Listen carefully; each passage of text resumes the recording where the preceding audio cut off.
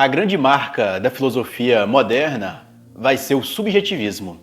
É a minha mente como compreende o objeto que se apresenta, mas não é eu interpretando o objeto como ele é realmente. Aqui começa o aparecimento de um certo subjetivismo. Como já abordamos nas outras aulas aí, nesse período moderno existe uma troca da valorização do Estado em vez da valorização da igreja. Há uma separação entre igreja e Estado, como postei no vídeo aí sobre os contratualistas, John Locke, Rousseau, Thomas Hobbes, que eles mostram que essa relação entre igreja e Estado deve deixar de existir, deve passar a ter um Estado laico. No século XVI, no meio desse caos de reforma protestante, separação de igreja e Estado, o nascimento de filosofias, de ideias mais laicas, mais seculares, no século XVI aparece uma mulher que o nome dela é Teresa de Ávila. Essa Teresa de Ávila, ela vai ser uma mística, filósofa, escritora, monja cristã. Ela vai ser responsável pela a influência de uma espiritualidade contemplativa no cristianismo ali, num período onde já estava existindo a Contra-Reforma. O que foi a Contra-Reforma? Foi a reação da Igreja Católica contra a Reforma Protestante. Mas antes de aprofundar mais no assunto aqui, deixa eu me apresentar. Olá, seja bem-vindo ao canal O Aprendiz de Filósofo. Eu sou Josinácio, tudo bem com você? Espero que você esteja bem. Nós já estamos aqui na 23ª aula de nosso curso de iniciante na filosofia. Talvez você pode achar tendencioso eu abordar sobre Teresa de Ávila, mas eu acho fundamental colocar ela nessa história e nessa reflexão sobre o desenvolvimento da filosofia, que filosofia, como a gente já pegou lá com Sócrates, também é conhecer a si mesmo ou conheça a ti mesmo, que é uma busca também de autorreflexão para si mesmo. E Teresa, ela é uma pessoa fundamental no período onde o cristianismo, ou melhor dizendo, o catolicismo, começa a receber fortes críticas.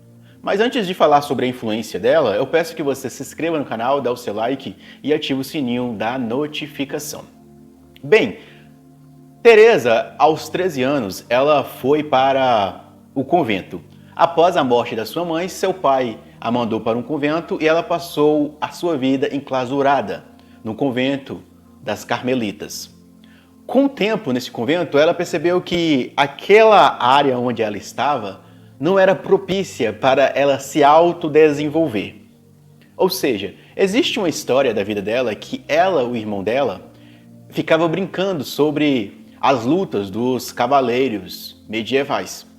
Houve um tempo que ela fugiu do castelo ou da casa dos pais dela, mais o seu irmão, disse que ia combater os mouros e se for preciso ia até morrer pela defesa da fé. Ou seja, ela lia muito a vida dos santos, dos mártires, então ela se encantou por aquilo. Então ela fugiu mais do irmão dela para, se possível, entregar até a sua própria vida para a defesa da fé. Você já percebe nessa personalidade feminina do século XVI já uma influência, uma vocação em se entregar por uma causa. Quando ela estava nos Carmelitas, ou nas Carmelitas, ela percebeu que as Carmelitas não tinham espiritualidade. Mas ela não criticou isso, ela deixou. O que ela fez? Ela juntou com um outro homem, que é São João da Cruz, que também se tornou santo da Igreja Católica.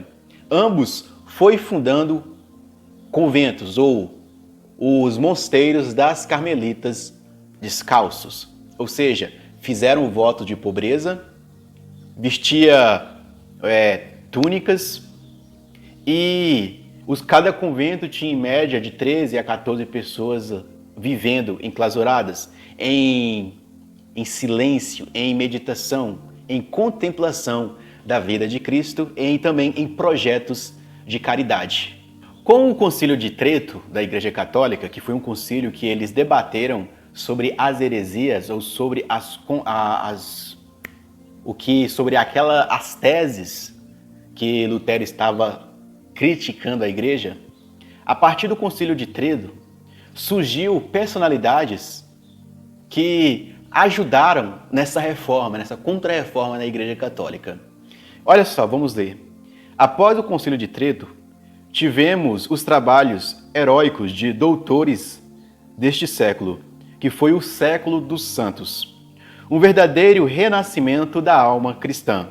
Olha só, algumas pessoas que são marcantes aí nesse período.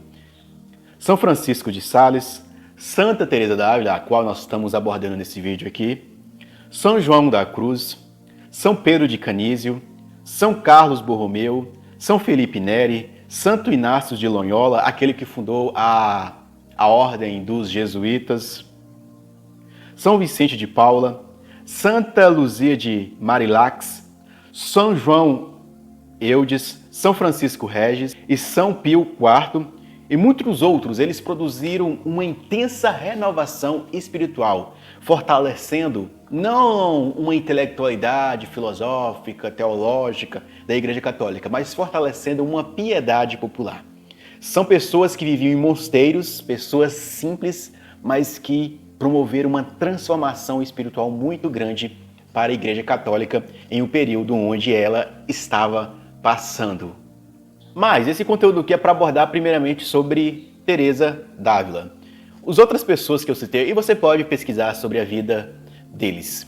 Se nesse período da filosofia moderna ou da história da humanidade moderna ocidental ali na Europa, se estava acontecendo o nascimento de filósofos como René Descartes, Kant, Jean-Jacques Rousseau, Voltaire, Maquiavel, esses filósofos que alguns eu já citei aqui durante esse desenvolvimento da filosofia, a Igreja Católica, e junto com a sua mística e a sua espiritualidade, também produziram pessoas muito importantes também para nós.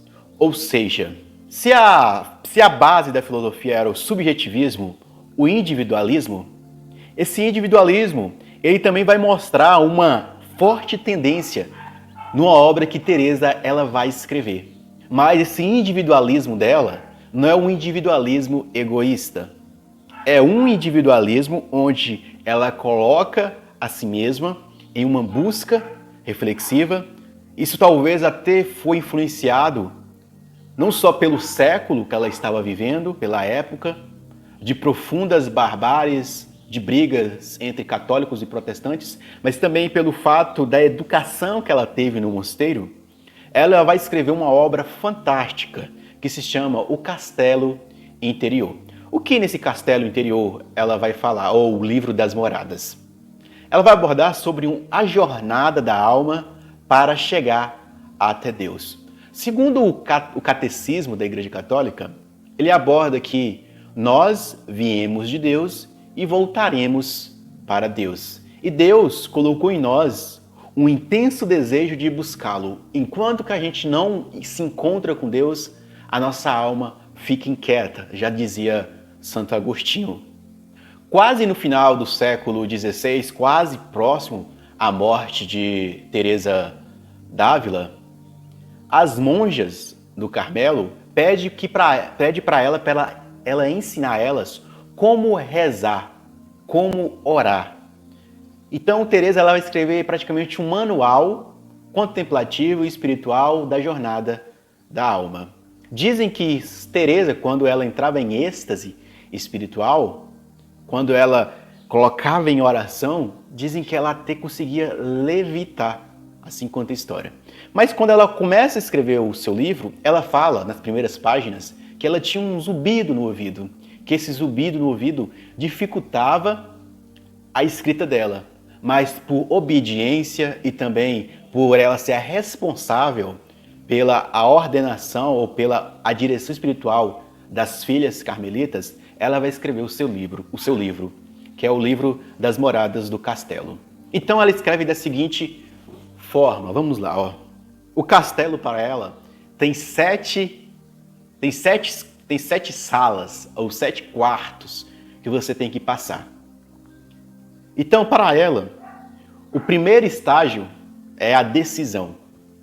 Você tem que decidir, ou seja, a decisão de que você quer entrar no caminho espiritual, de que você quer encontrar-se com Deus, de você quer sair do múltiplo para o uno, ou seja, se você não acredita em Deus, mas de você sair dessa multiplicidade das coisas e começar uma jornada para buscar mais a unidade, a integridade.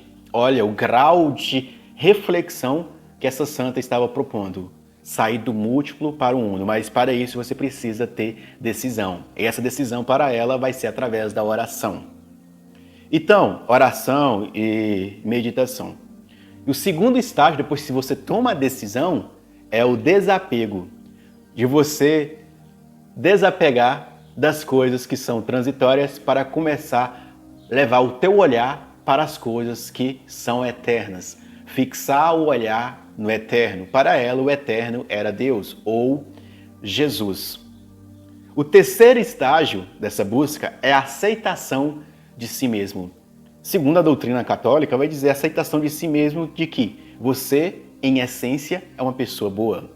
Você, em essência, tem que ser um canal de graça de Deus para outras pessoas. Então, é a aceitação de si mesmo. Seria próximo àquilo que o próprio Sócrates vai abordar, que é o conheça a ti mesmo. Então, você conhece a si mesmo, mas esse conhecimento de si mesmo não é apenas uma reflexão simplesmente filosófica, mas também uma reflexão espiritual, onde você conhece seus erros e também você reconhece que você é uma pessoa que veio de Deus e voltará para Deus e precisa aceitar essa jornada que você quer. Então, aceitação de si mesmo.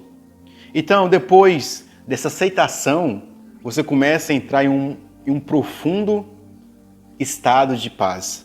Você se aprofunda em estado de paz, de serenidade. Percebe uma mulher que ela vai receitar um estado de serenidade em meio à reforma protestante, à contra-reforma, à violência ou à briga entre protestantes e católicos, essa valorização da razão, essa briga entre estados, a proliferação de filosofias totalmente divergentes da espiritualidade cristã, e ela aborda aqui: tenha um estado de paz, aprofunda em seu estado de paz. A paz é o que seria o quê? Quando você aprofunda em Deus, Deus lhe dá paz. Então, quando você busca aquilo que é eterno, quando você caminha para a unidade, cada vez mais você tem paz. Você quer saber se uma coisa é de Deus na sua vida? É quando você começa a caminhar para aquela direção e você começa a ficar cada vez mais em paz. Mas se aquilo tira a sua paz, cuidado, aquilo não está sendo de Deus na sua vida. Então, no quarto estágio aqui que ela fala, você tem que começar um aprofundamento e uma paz, e uma serenidade. Então, depois tem um portal de transição. Transição o quê? Quando você começa a sair do estado de paz e você começa a vislumbrar o eterno. Seria como aquela acessão mística onde você se desliga do seu corpo aqui e começa a ligar sua alma a um plano mais eterno, mais espiritual. Isso é muito abordado nas místicas até orientais, onde o monge ele se coloca no chão e ele consegue ficar um dia inteiro sem comer, sem beber água, porque ele está em profundo estado de transição, ou seja, um portal onde ele entra num portal de conexão com Deus ou com o ser maior.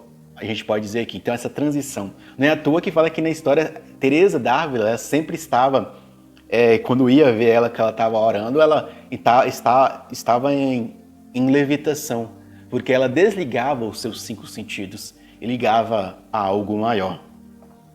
Então, vem a sexta fase aí, que é a expansão do coração. O coração dela se enche de amor ágape.